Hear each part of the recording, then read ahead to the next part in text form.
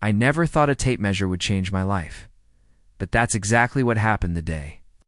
My young roommate asked me to measure his size. His name was Ethan, 20-3 years old. Fresh out of college, with messy brown hair that always fell into his hazel eyes, he'd moved into my spare bedroom 3 months ago. Responding to my ad for a roommate in our shared downtown apartment, I was 31-8. Years older, working as an architect at a firm that barely noticed I existed. My name is Daniel, and I thought I had my life figured out. Quiet, organized, safe. Then Ethan arrived with his chaos, his laughter, his terrible cooking, and his habit of walking around shirtless. After his morning runs, I told myself it didn't mean anything. That the way my heart stuttered when he smiled at me over morning coffee was just loneliness. Nothing more, and it started on a Saturday morning in late September. Golden light poured through our apartment windows, warming the hardwood floors. I was sitting at the kitchen table, sketching building designs in my notebook. Architectural drafts always calmed me. Clean lines, precise measurements, everything in its place. Unlike my feelings, which had become increasingly messy since Ethan moved in. "Danny?" His voice came from the hallway. I looked up. Ethan stood in the doorway wearing gray sweatpants and a faded college t-shirt. His hair was adorably disheveled, like he'd just rolled out of bed. "Morning," I said, trying to keep my voice steady. "Coffee's fresh. You're a lifesaver." He grinned, patting into the kitchen. That smile did things to me. Dangerous things. He poured himself a mug, then turned to me with an expression that was oddly nervous. "So, this is going to sound weird, but I need your help with something." "Sure," I said. "What's up?" He shifted his weight, looking suddenly shy. "I need you to measure me." I blinked. "Measure you?" "Yeah." His cheeks flushed pink. "I know it sounds strange, but my mom's making me a custom suit for my brother's wedding next month. She needs exact measurements, and I can't reach around myself properly to get accurate numbers." He held up a yellow fabric tape measure. "2. Could you help me, please?" My mouth went dry. Measure him. Run my hands along his body, his shoulders, his chest, his waist. Professional, clinical, innocent, except nothing about my feelings for Ethan had been innocent for weeks. "Of course," I heard myself say. "No problem," his smile returned, bright and grateful. "You're the best, Danny." 10 minutes later, we stood in the living room. Sunlight streamed through the windows, casting golden patterns across the floor. Ethan had changed into a fitted, white t-shirt and jeans. He stood in the center of the room, looking at me expectantly. I approached with the tape measure, my heart hammering. This was fine, completely normal, just helping a friend. "Okay," I said, my voice rougher than intended. "Let's start with your shoulders." I stepped behind him. Lifting the tape measure, my fingers brushed his shoulders as I positioned the tape across his back. He was warm, solid, real. 42 inches, I murmured, writing it down on the notepad his mom had sent. "Chest next." I moved around to face him. Our eyes met. His hazel gaze held something I couldn't quite read. Curiosity? Nervousness? Something else? I wrapped the tape around his chest, my arms circling him, the measuring tape pressed against his back as I pulled it across his front. My knuckles brushed his shirt. I could feel the warmth of his body radiating through the thin fabric. "Breathe normally," I instructed, trying to sound professional. He inhaled. I watched his chest expand beneath my hands. Inches. My voice had dropped to almost a whisper. We were standing so close. If I leaned forward just slightly, our faces would almost touch. "Waist," I said quickly. Stepping back to break the spell, he nodded, saying nothing, but his breathing had changed. Slightly faster, I knelt in front of him, the tape measure in my hands.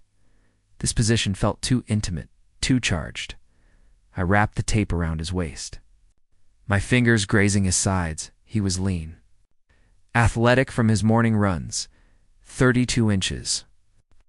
I stood abruptly, needing distance. Almost done. Just inseam left.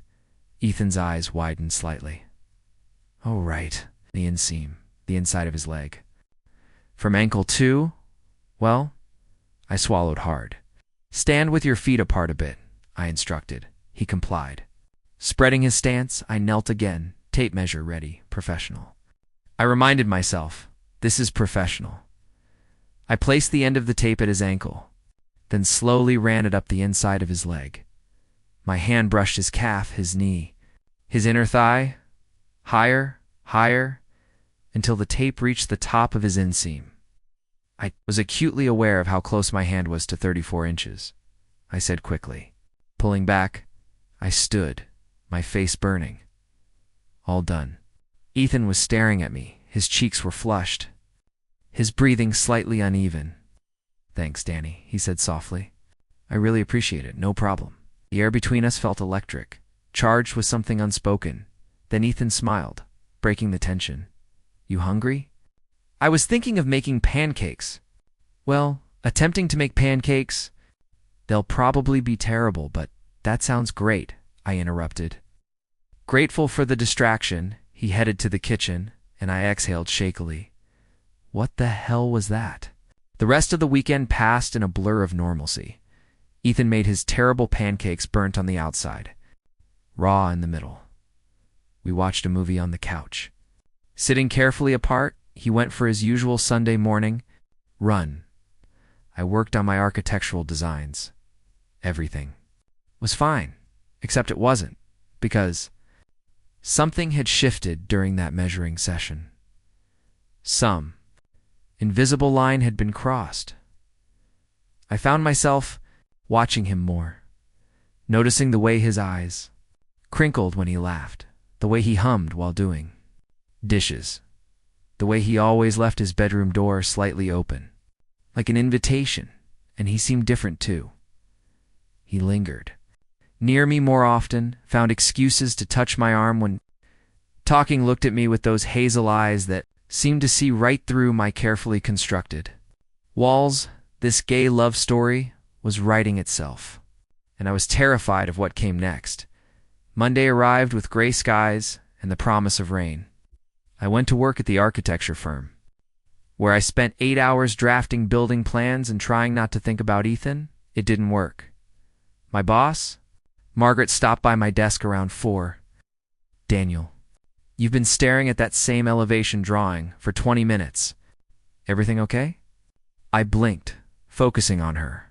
Sorry, just distracted. She smiled knowingly. Margaret was 55, openly lesbian, and the only person at the firm who knew I was gay. Boy troubles? She asked quietly. I sighed. Is it that obvious? Only to someone who's been there. She perched on the edge of my desk. Want to talk about it? I hesitated, then the words spilled out. My roommate, Ethan.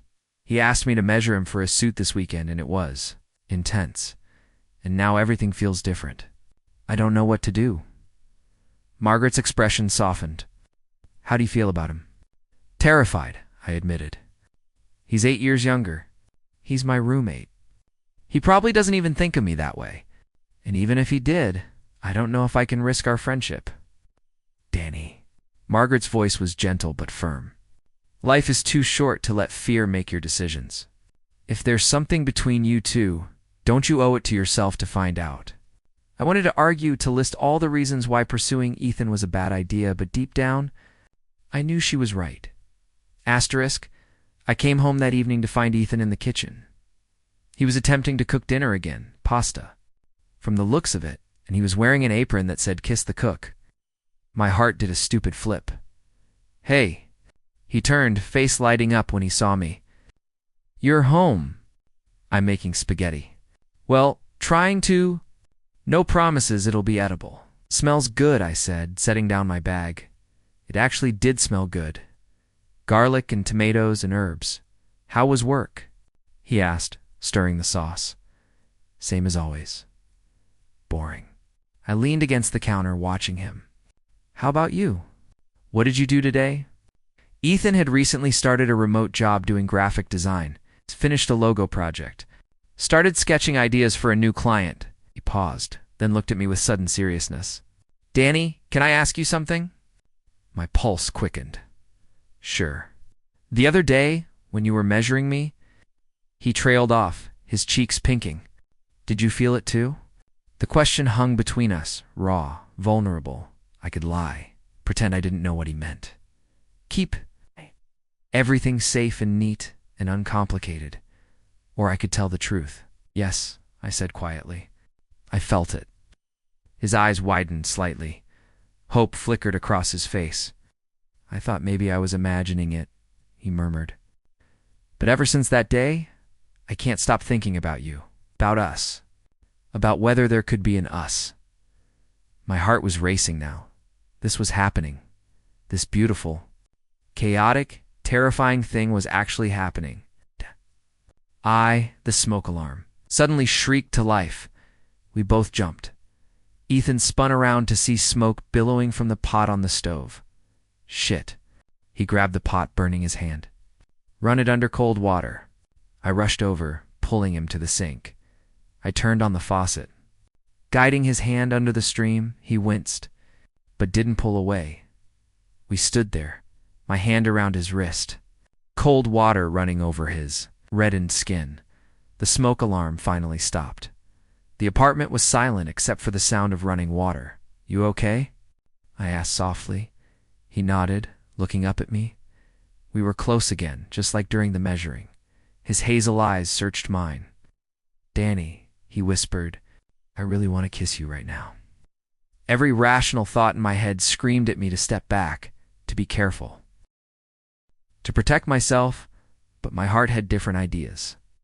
Then kiss me, I heard myself say. Ethan's lips met mine. Soft, tentative, perfect. It was gentle at first. A question, then I kissed him back, and it became an answer. His good hand came up to cup my face. I wrapped my arms around his waist. Pulling him closer, the kiss deepened. Months of tension and longing poured into that moment. When we finally broke apart, both breathing hard, Ethan rested his forehead against mine. I've wanted to do that since the day I moved in, he confessed. I laughed shakily. Really? That long? Really? He smiled. You were wearing that blue sweater you like. You helped me carry boxes up 3 flights of stairs. And when you smiled at me, I was gone. My chest tightened with emotion. Why didn't you say anything? Because you seemed so put together. So, out of my league. I figured you'd never look at someone like me that way. I stared at him in disbelief. Ethan, you're brilliant, kind, funny, and so beautiful it hurts to look at you sometimes. You're not out of anyone's league. His eyes glistened. Think I'm beautiful? I think you're everything, I said honestly. He kissed me again, harder this time, more urgent. We stumbled backward. My back hitting the refrigerator, his body pressed against mine. God. He felt amazing, solid and warm and real. My hands slid under his shirt. Feeling the smooth skin of his back, he made a soft sound against my mouth. Then his burnt hand brushed against me. And he hissed in pain. We broke apart. Right, I said breathlessly. Your hand. Forget my hand, he murmured, leaning in again. No way. I grabbed his wrist gently. Let me take care of you first. I led him to the bathroom and pulled out the first aid kit. We sat on the edge of the tub while Moy examined his hand. The burn wasn't too bad, just redness. No blistering, but it still needed care. I applied aloe vera gel, my touch gentle. Ethan watched me work. His expression soft. You're really good at taking care of people, he said quietly. Not really. I'm usually too busy protecting myself to let anyone close enough to care for them. Why do you do that? I paused, considering whether to be honest. Then I looked into his eyes and decided he deserved the truth. I came out when I was 25. Late, I know. But my family didn't take it well. My dad hasn't spoken to me since. My mom tries, but it's strained. I lost a lot of friends, too. I wrapped his hand in gauze, focusing on the task. I learned to keep people at arm's length. It's safer that way. Ethan's good hand came up to cup my cheek. I'm sorry that happened to you, but Danny, I'm not going anywhere. You don't have to protect yourself from me. I met his gaze, saw the sincerity there, the warmth, the promise. I want to believe that, I whispered. Then let me prove it to you. We ordered takeout to replace the ruined dinner, Chinese food from the place down the street. We ate on the couch. Sitting close together, Ethan's bandaged hand rested on his lap every few minutes. One of us would catch the other staring, and we'd both smile. It felt surreal. This morning, we'd been roommates pretending there was nothing between us. Tonight, we'd crossed a line into something new, something terrifying and exhilarating. This heartfelt romance was unfolding faster than I'd imagined possible. So Ethan said, setting down his empty container, "What happens now?" "What do you mean? With us? Are we dating? Are we taking it slow? Are we just figuring things out?" I considered the question, "What do you want?" He turned to face me fully. "For real, I want to take you out to dinner. Hold your hand in public. Kiss you goodnight. Wake up knowing I get to see you every morning." Paused. "But I also don't want to pressure you. I know this is a big step." Our heart swelled. How was this man real? "I want that too," I said. "All of it. But Ethan, I'm not good at this. I've only had one serious relationship, and it ended badly. I'm probably going to mess this up. Then we'll figure it out together." He took my hand. "I'm not perfect either, Danny. I'm messy and impulsive, and I can't cook to save my life. But I really like you, and I think we could be something special." I squeezed his hand. "I think so too." He beamed. Then he leaned in and kissed me again, soft and sweet. A promise that night. I lay in bed staring at the ceiling. My mind was racing. Ethan and I had decided to take things day by day. No labels yet, but an agreement to explore whatever this was between us. It felt right, and that terrified me, because right meant vulnerable. Right meant risking my heart. Right meant the possibility of getting hurt. But it also meant possibility, hope, a chance at the kind of emotional connection I'd convinced myself I didn't need. I rolled over, staring at the wall that separated my bedroom from Ethan's. Was he awake too? Thinking about me? As if in answer, my phone buzzed. A text from Ethan. "Can't sleep. Keep thinking about kissing you." I smiled in the darkness. "Same here. Want to come to my room? Just to talk. I promise I'll behave." My heart raced. "Give me 2 minutes." I got up, pulled on sweatpants and a t-shirt, and padded down the hall. His door was cracked open. Soft light spilled out. I knocked gently. "Come in," he called. I pushed the door open. Ethan was sitting up in bed, wearing only boxer shorts. His hair was adorably messy. The lamp on his nightstand cast a warm glow. "Hi," he said, smiling high. "I'm glad you came." Crossed the room and sat on the edge of his bed. I couldn't sleep either. He patted the space beside him. "Stay." I hesitated for only a moment. Then I climbed into bed next to him. We lay facing each other, the covers pulled around us. "Ain't this okay?"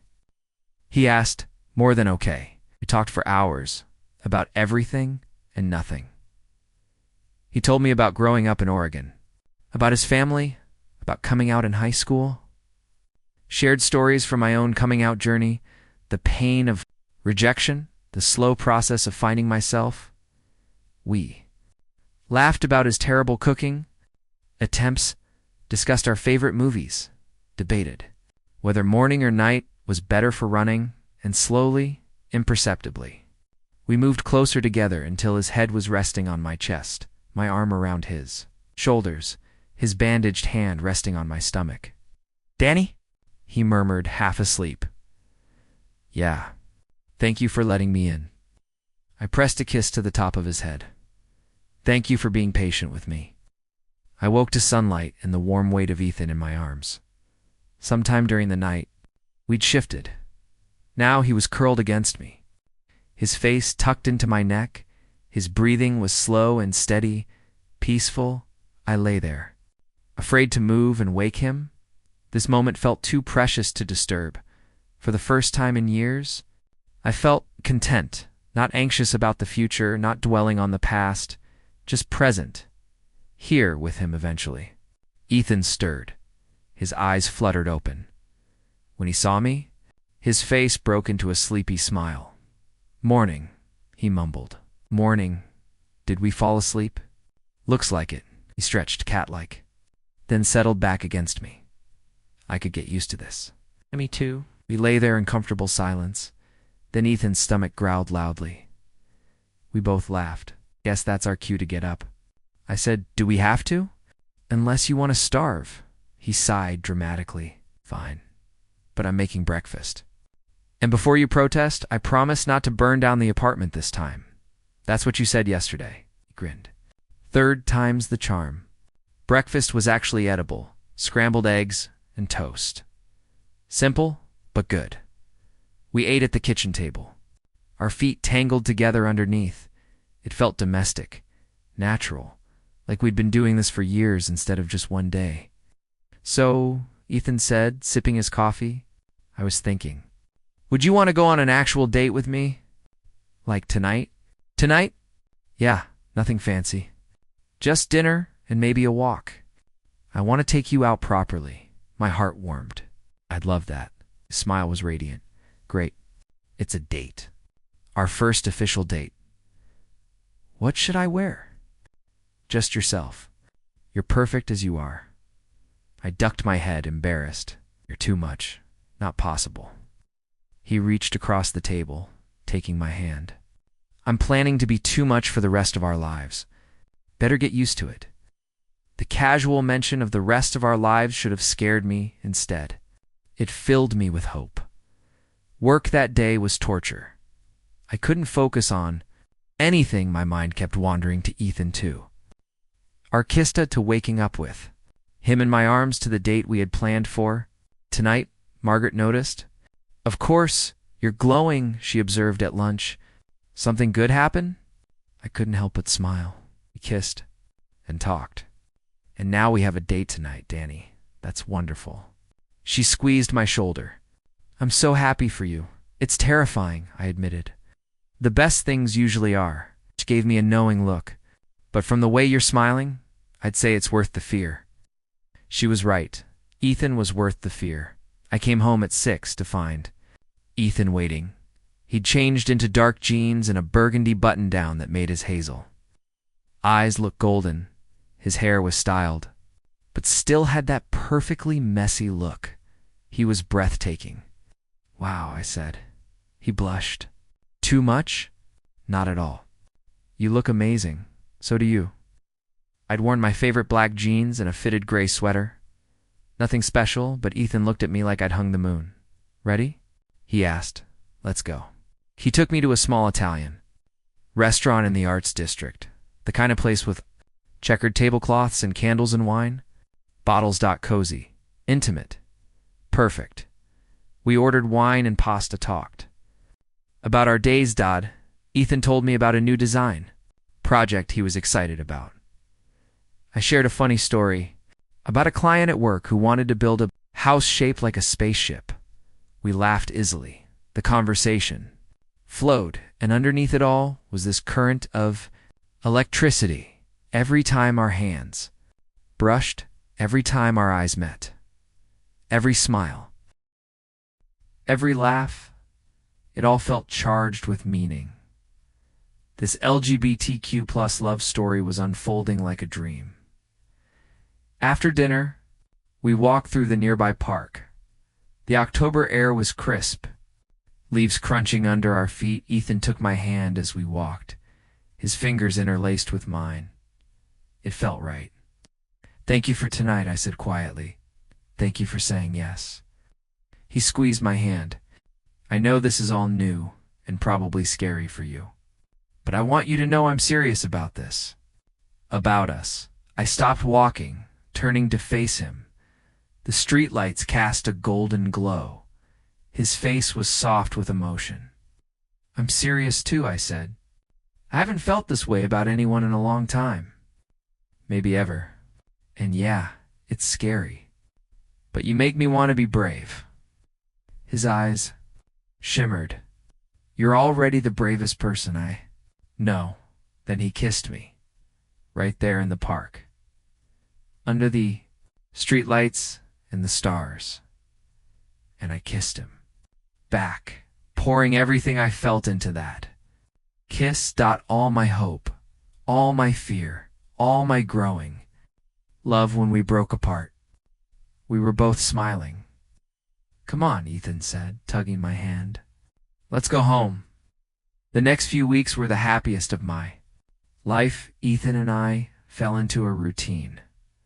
Morning coffee together, stolen kisses before I left for work, text messages throughout the day, dinner together most nights with me doing the actual cooking to prevent more fires, evenings spent on the couch, watching movies or just talking, and nights in each other's arms.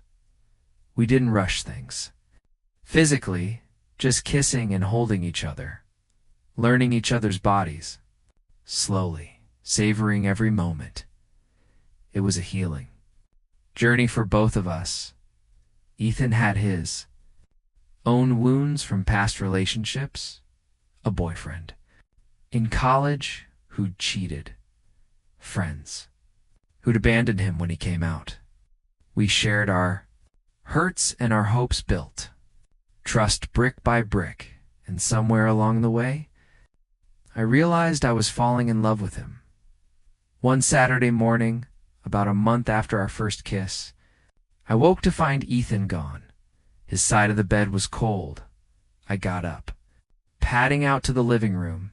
He was sitting on the couch, staring at his phone. His expression was troubled. "Hey," I said, sitting beside him. "Everything okay?" He looked up, his eyes red-rimmed. "My brother's wedding is next week, right? The one you needed the suit for?" I paused. "What's wrong?" "My mom called. She asked if I was bringing anyone." He swallowed hard. "I told her about you." "About us." My heart clenched. "What did she say?" "She was quiet for a long time. Then she said she was happy for me." He laughed, but it sounded pained. But I could hear it in her voice. "She's not actually happy. She's disappointed." I pulled him into my arms. "I'm sorry." "She asked if you'd come. To the wedding? To meet the family?" He pulled back to look at me. "Danny, I want you there. But I also know that's a huge ask. Meeting my family, dealing with their questions, their judgment." "I'll go," I interrupted. "You will?" "Of course. If you want me there, I'm there." His face crumpled with relief. He buried his face in my neck. "Thank you. God, thank you." I held him tight. This was what being in a relationship meant. Showing up for each other, even when it was hard, especially when it was hard. The week before the wedding was stressful. Ethan was anxious, snapping at small things. I tried to be patient, to give him space when he needed it to, hold him when he didn't. We went shopping for my outfit. Ethan insisted on something that would make the family's jaws drop. We settled on a navy suit that fit me perfectly. "It looked incredible," Ethan said, his eyes dark with appreciation as I modeled it for him. "You think?" "I think I'm the luckiest guy alive." Kissed him in the middle of the store. The sales clerk politely looked away. The wedding was in Portland. We flew out on a Thursday. Ethan was quiet on the plane, his leg bouncing nervously. I took his hand. "It's going to be okay.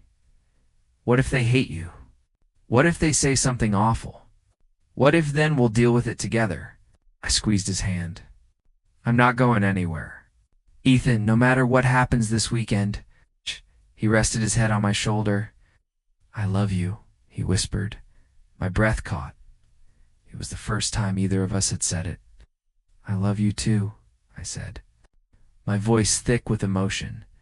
He lifted his head, eyes searching mine. Really? Really? I've been wanting to say it for weeks. He kissed me softly. I was so scared to tell you. Afraid it was too soon, or too much, or it's perfect. You're perfect. We spent the rest of the flight in a bubble of happiness. The fear about his family faded because we had this. We had each other, and that was enough. Ethan's family lived in a sprawling house in the suburbs. His mom, Patricia, answered the door. She was a petite woman with the same hazel eyes as Ethan. Her smile was polite but strained. Ethan, come in, come in. She hugged him tightly. Then she turned to me. And you must be Daniel. Yes, ma'am. It's nice to meet you, please. Call me Patricia. She shook my hand, her grip firm. Come in. Everyone's in the living room. We followed her inside. The house was beautiful, warm, inviting. Photos of Ethan and his siblings covered the walls in the living room. We were greeted by a cacophony of voices. Ethan's dad, Mark, was a tall man with graying hair. His brother, Ryan the groom, looked like an older version of Ethan. Ryan's fiancée, Jessica, was a bubbly blonde, and there were aunts, uncles, cousins everywhere. Everyone turned to look at us. Everyone. This is Daniel, Ethan said, his voice steady despite his nervousness. My boyfriend. There was a beat of silence. Then Ryan crossed the room. Welcome, Daniel. He shook my hand enthusiastically. Any boyfriend of Ethan's is family. Come on. Let me get you a drink. Tension broke. People started talking again, but I could feel some of them watching us. Judging S's dad approached more slowly. Danielle, his handshake was brief. Good to meet you. You too, sir. Mark's expression was unreadable. Then he turned to Ethan. Son, can I talk to you for a minute? In the study? Ethan's face paled. Dad, just for a minute. He disappeared down the hall. I stood there, suddenly alone in a room full of strangers. Jessica, the bride-to-be, appeared at my elbow. Don't worry about Mark. He's just protective. He'll warm up, she smiled warmly. Come on, let me introduce you to everyone properly. 20 minutes later, Ethan still hadn't returned. I was making small talk with Ryan and Jessica when I saw Ethan emerge from the study. His eyes were red. My heart dropped. I excused myself and went to him. Hey, you okay? Let's get some air. We stepped out onto the back porch. The October evening was cool, leaves rustling in the breeze.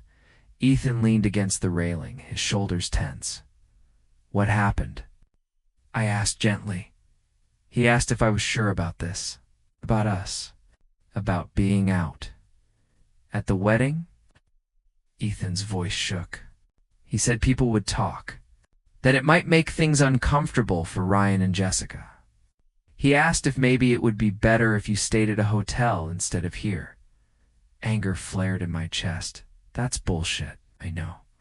Ethan turned to me, tears streaming down his face. I told him you were the best thing that's ever happened to me. That if he couldn't accept that, then maybe I shouldn't be at the wedding at all. What did he say? He said he needed time to think about it. I pulled Ethan into my arms. He sobbed against my chest. I'm sorry, he choked out. I'm so sorry. I should have warned you better. I should have stopped. You have nothing to apologize for. I held him tighter. Your dad is wrong. This is on him, not you, not us. I don't want you to be uncomfortable. If you want to leave, I'm not going anywhere, I said firmly. We're in this together, remember? He pulled back, looking at me with so much love it hurt. Oh, how did I get so lucky?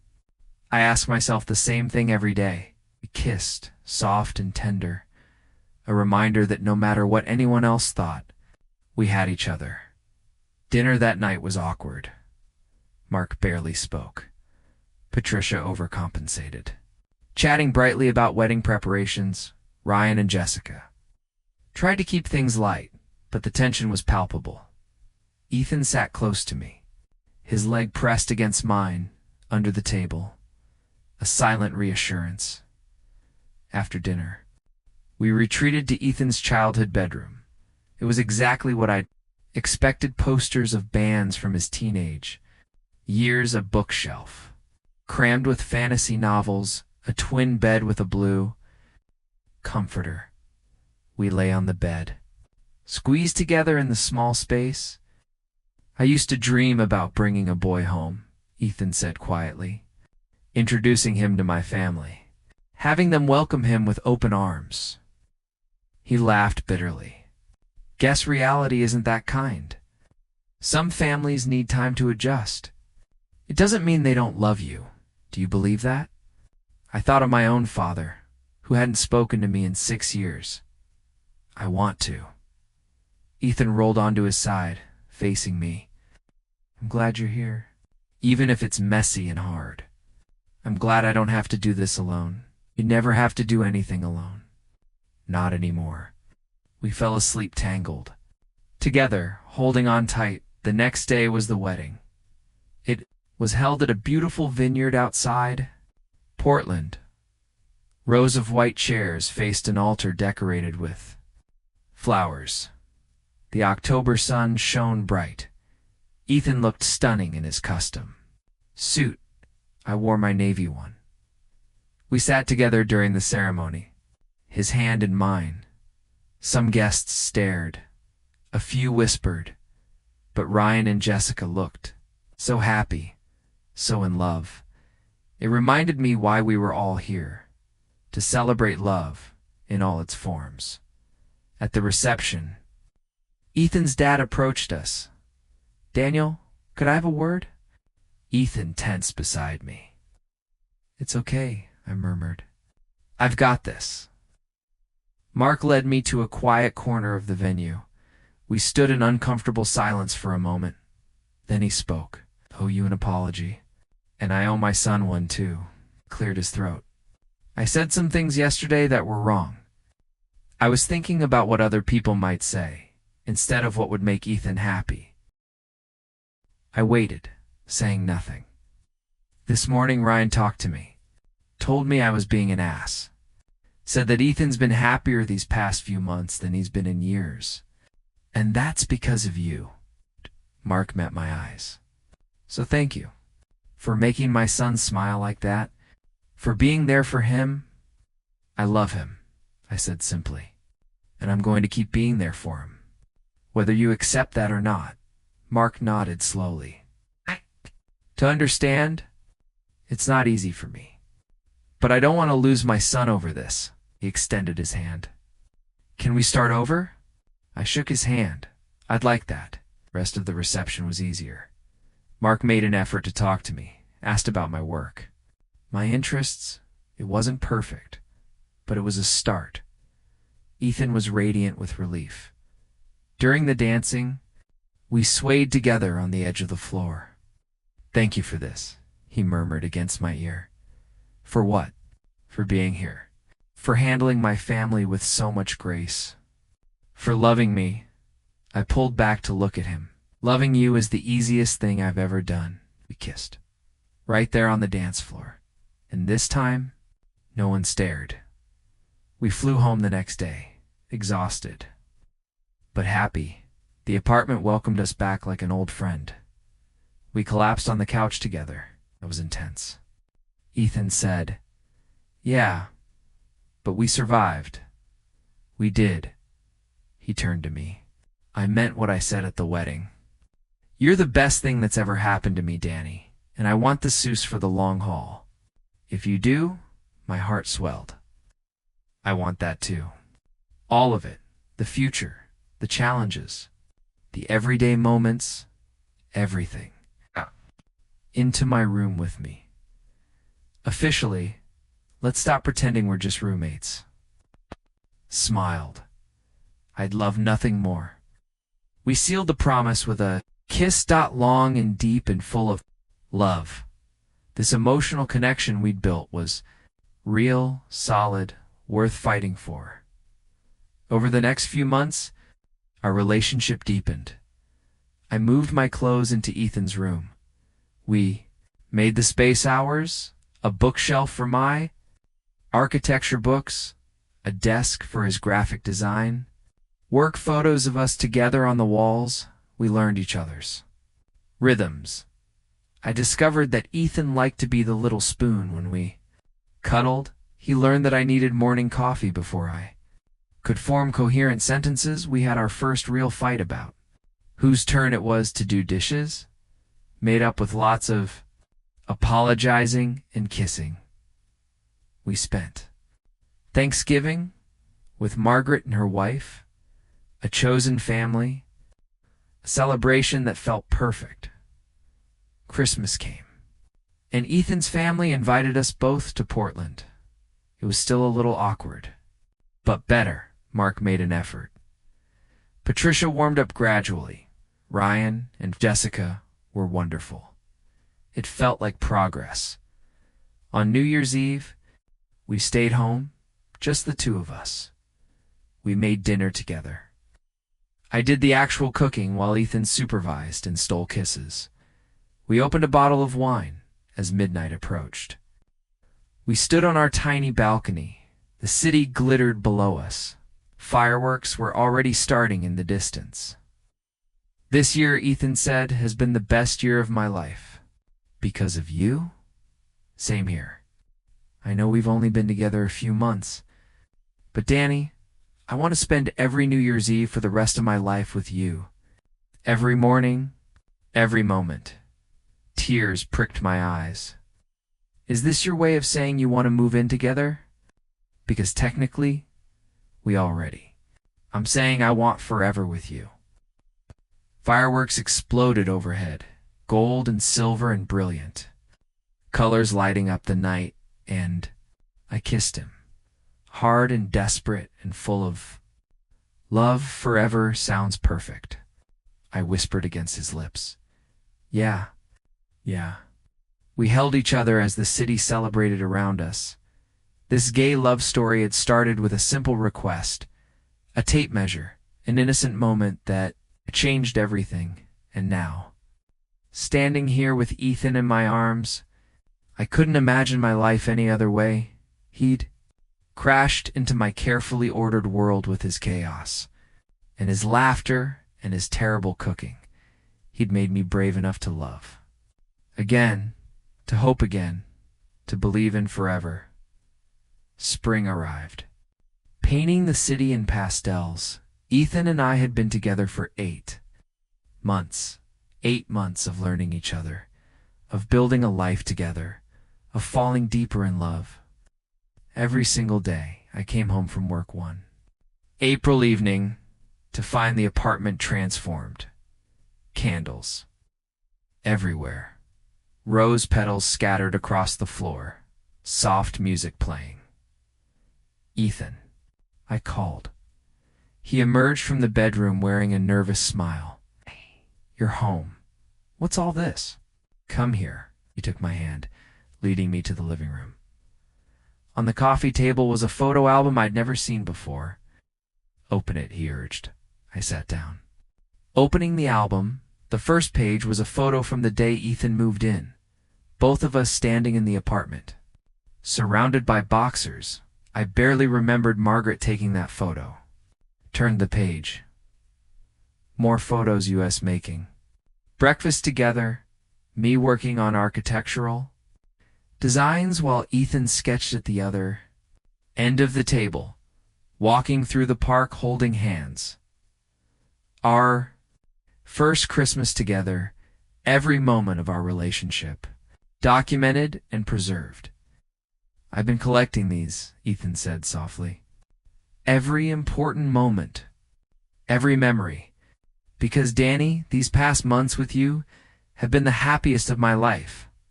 He knelt in front of me. My heart stopped. I know we're young in this relationship. I know some people would say it's too soon. But I also know that I've never been more certain of anything in my entire life. His hands were shaking as he pulled out a small box. Daniel Matthews, will you marry me? He opened the box. Inside was a simple silver band. Elegant. Perfect. Us tears streamed down my face. I choked out. God, yes. 1,000 times yes. He slid the ring onto my finger. Then I pulled him up and kissed him, laughing and crying at the same time. I love you, I said between kisses. I love you so much. I love you too. He was crying too. I can't wait to spend the rest of my life with you. We held each other as the candles flickered around us. This summer romance, no. This forever love was just beginning, and I couldn't wait to see where it would take us. We told our families the next day. Margaret screamed with joy over the phone. Ethan's mom cried happy tears. His dad congratulated us, and his voice sounded genuinely warm. My own mom was thrilled. Promising to fly out to visit soon, my dad didn't respond to the message I sent. But that was okay. I had a new family. Now one built on love and choice rather than obligation.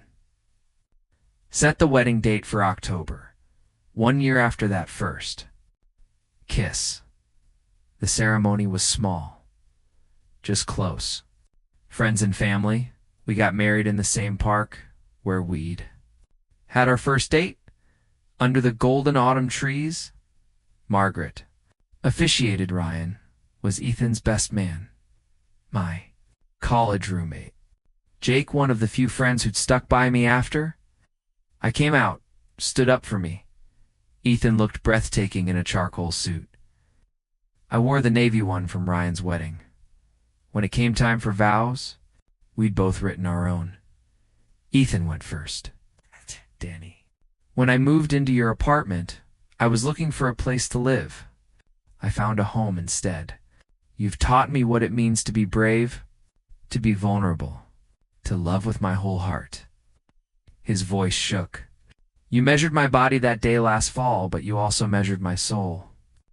And somehow, you found me worthy of your love. I promise to spend every day proving that you were right. I love you forever. I was crying before I even started speaking. Ethan, you crashed into my life like a hurricane. You made noise where I'd built silence. You brought chaos where I'd created order. And you showed me that sometimes the best things in life are the ones we don't plan for. I took his hands. You've given me the courage to love again, to hope again, to believe that I deserve happiness.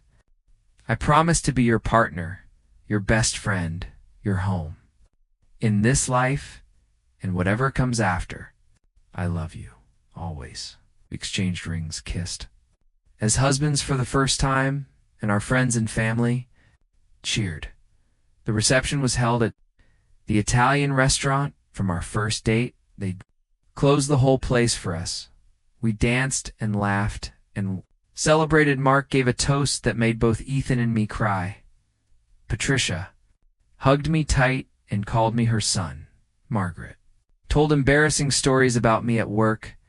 Ryan and Jessica promised to babysit our future kids. It was perfect.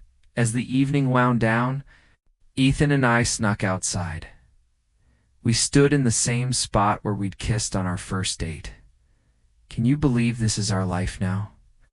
He asked, his arms around my waist. Sometimes I think I'm dreaming. You are? Don't wake up. I kissed him softly. I wouldn't dare. We went back.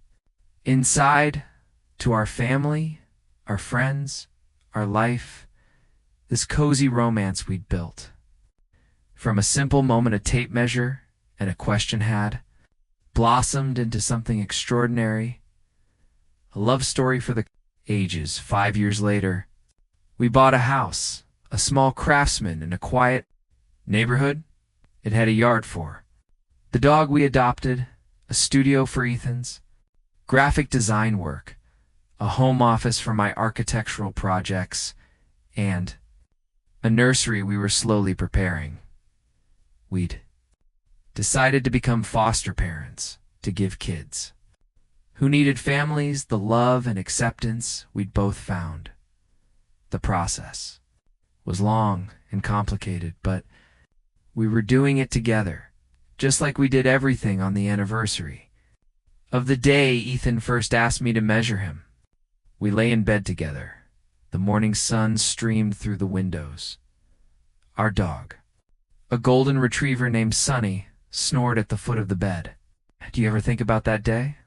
Ethan asked, his head on my chest. "Which day? The measuring day? The day everything changed?"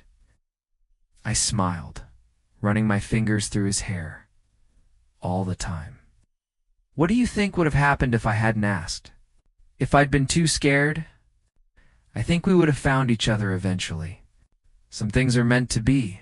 He lifted his head, looking at me with those hazel eyes I loved so much.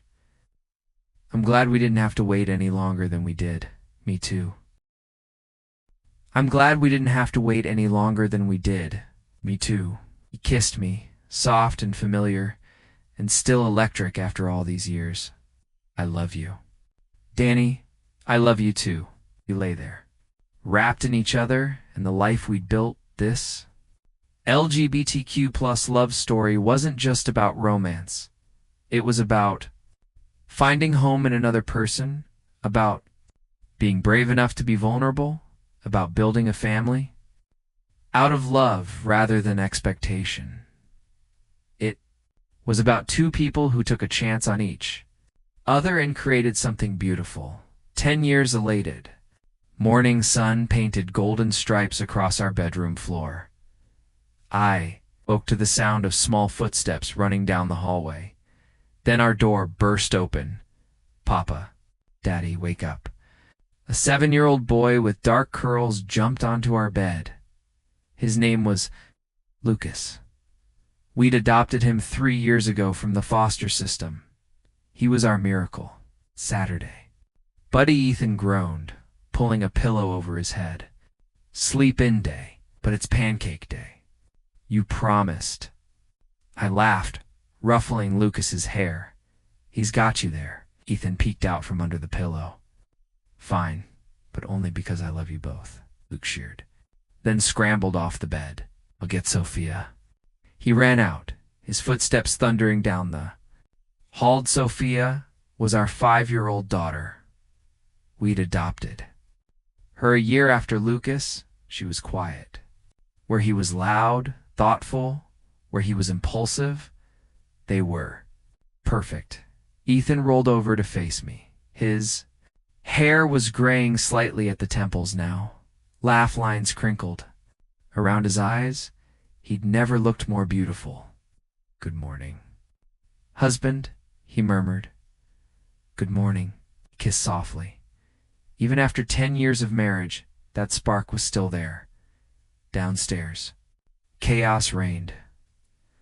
Lucas was showing Sophia his latest Lego creation. Sunny, our now elderly golden retriever, wagged his tail lazily. Ethan started making pancakes. He'd actually gotten good at cooking over the years. Well, mostly good. I set the table, watching my family. This life we'd built still amazed me sometimes. "Daddy, can we go to the park after breakfast?" Sophia asked, climbing into my lap. "Of course, sweetie. Can we bring the kite?" Lucas added, "Absolutely." Ethan brought over a stack of pancakes, actually round this time, not burnt. "Look at that," I said. "You've mastered them." He grinned proudly. Took me a decade. We ate breakfast together. The kids chattered about their week at school. Lucas was excited about his upcoming soccer game. Sophia was reading chapter books now and couldn't stop talking about the story she was writing. After breakfast, we all went to the park, the same park where Ethan and Winda had our first date, where we got married. Lucas ran ahead with the kite. Sophia held my hand, walking slowly. Ethan walked beside me, our fingers interlaced. "You know what today is?" he asked quietly. "Our first measuring anniversary." 11 years since that morning. I squeezed his hand. Best mistake you ever made. It was fate. We reached the hilltop where Lucas was trying to launch the kite. The October breeze was perfect for flying. I helped him get it. Airborne, his face lit up with joy as the kite soared. Sophia clapped her hands. Ethan wrapped his arms around me from behind. We stood there, watching our children play. We did good, didn't we? He murmured against my ear. We did amazing. That evening, after the kids were in bed, we sat on our back porch. The stars were brilliant overhead. Ethan had his head on my shoulder. I've been thinking, he said, about writing our story down. For the kids. So when they're older, they'll know how we found each other. That's a beautiful idea. It all started with a tape measure, he said, smiling. The most important measurement of my life. Mine too. We sat in comfortable silence. The kind that only comes after years of knowing someone completely, Danny. Yeah. Thank you for what? For taking a chance on me. On us.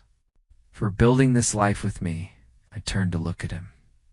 This man who'd crashed into my ordered world 11 years ago, who'd taught me how to love without fear, who'd given me a family, a home, a purpose.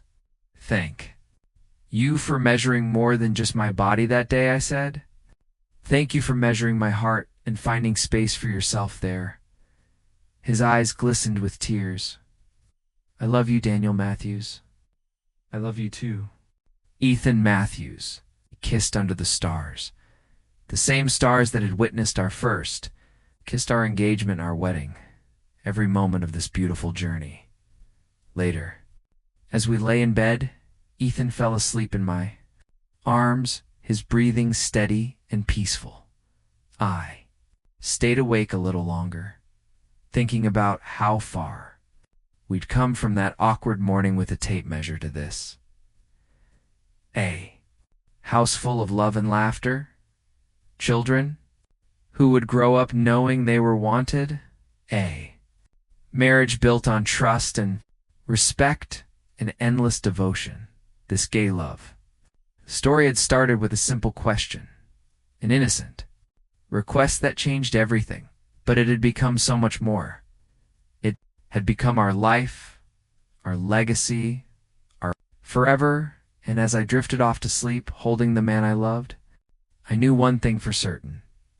I would measure this love in moments, not inches, in laughter, not numbers, in the depth of feeling, not the span of arms, because some things can't be measured.